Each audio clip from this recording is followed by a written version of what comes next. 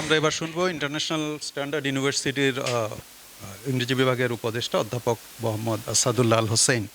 একটা দেখতে পাচ্ছি যে আপনার ইউজিসির হিসাবে যে গবেষণা অনুদান সেটা পাবলিক বিশ্ববিদ্যালয়ে তার মোট ব্যয়ের 1.57%। তাই অন্যদিকে বেসরকারি বিশ্ববিদ্যালয়ে গবেষণা অনুদান হচ্ছে তার মোট ব্যয়ের 4.42%। বেশ ভালো, মানে প্রায় 3 গুণ পাবলিক ইউনিভার্সিটি বেসরকারি বিশ্ববিদ্যালয়। তো আপনার কি মনে হয় যে বেসরকারি বিশ্ববিদ্যালয়ের এই যে সরকারি বিশ্ববিদ্যালয়ে নানা রকম সীমাবদ্ধতা থাকে তাদের বেসরকারি বিশ্ববিদ্যালয়ে কি গবেষণা অনুদান আরো বাড়ানো দরকার কিনা? আমার মনে হয় অবশ্যই বাড়ানো দরকার, এটা সবার জন্যই এটা লাগবে।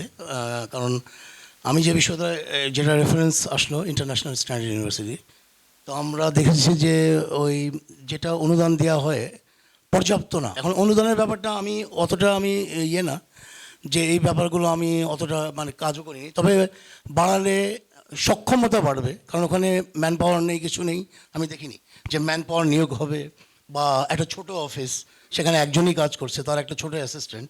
তো আমার মনে হয় না যে এটা পর্যাপ্ত। আমি নিজেও ঢাকা ইউনিভার্সিটির ছাত্র, আমি নিজে দেখলাম যেটা যে ওই ওরা বাদ দিয়ে দিল পুরোপুরি। আমার কিছু স্টুডেন্ট এনএসইউতে আমি দেখলাম যে তাদের ডিস্টিংশনে তারা পাশ করেছে 3.9 বা কাছাকাছি।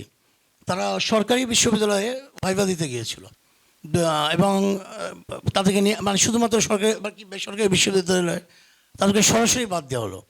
আমি প্রাইভেট ইউনিভার্সিটিতে দেখেছি, আমি কাজ করি এখানে, তো আমি দেখেছি তারা 24 ঘন্টা কাজ করে, এমনকি ভোর রাত পর্যন্ত কাজ করে যাচ্ছে, আমাকে ফোন করে যাচ্ছে এই ব্যাপার, এবং ছাত্রদের সাথে খুবই জড়িত খুবই সবসময়। অথচ এবং গবেষণা ক্ষেত্রেও তারা খুব ভালো রাখছে, অবদান রাখছে, যেগুলো জার্নালগুলো বেরোয়।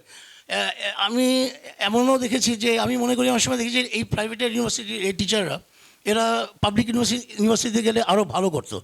এরকম একটা নাকুচু ভাব আমরা সবসময় লক্ষ্য করে যাচ্ছি এই ব্যাপারটা।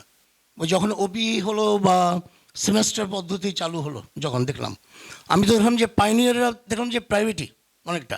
আমি নিজে একটা সরকারি বিশ্ববিদ্যালয়ে চাকরি করে আসছি, প্রায় 38 ইয়ার্স হয়ে গেছে, এখনও রিটায়ার করে যাব 2-3 বছর পর। তো ওখানেও আমি দেখেছি যে ওই শুধু ভাইভা দেওয়া হয়, শুধু ডাকা হয়। এখানে তো রিটেন পরীক্ষা নেওয়া হয়, আমি দেখেছি প্রাইভেটগুলোতে। প্লাস ওই যে কী বলে ওটাকে, যেটা ডেমো নেওয়া হয়, প্লাস ফাইনালি ভাইভা নেওয়া হয়। এতগুলো ক্রস করে তাকে আসতে হয় এখানে, এবং আমি যে বিশ্ববিদ্যালয়ে আছি সেখানে। তো এই জিনিসগুলো, আর আমাদের পাবলিকে যেটা ছিল হলো যে শুধুমাত্র ভাইভা নিয়েই তাকে মোটামুটি ইয়ে করে। আর রেজাল্টের ব্যাপারে যেটা আসছে, যে আপনি যেটা বললেন যে রেজাল্ট ভালো হলেই যে ভালো পড়াতে পারবে 4 out of 4, তো এরকম একটা ব্যাপার হতে পারে। কারণ এটা পাবলিকের বেলায় প্রযোজ্য আছে, যে সে যে ফার্স্ট হয়েছে বা সেকেন্ড হয়েছে তাকেই নিতে হবে, আর এর যে যাদের রেজাল্ট ভালো তাদেরকে বাদ দিয়ে দিতে হবে প্রাইভেট থেকে। সব প্রাইভেটের কথা বলছিলাম আমি বারে বারে। যেমন ইন্টারন্যাশনাল স্ট্যান্ডার্ড ইউনিভার্সিটি খুব স্ট্রাগল করছে, তারা 5 বছর হলো মাত্র, তার ভিতরে 2 বছর করোনা গিয়েছে, তার ভিতরে তাদের যে অগ্রগতি খুবই সন্তোষজনক, আশাব্যঞ্জক যাকে বলা যায়।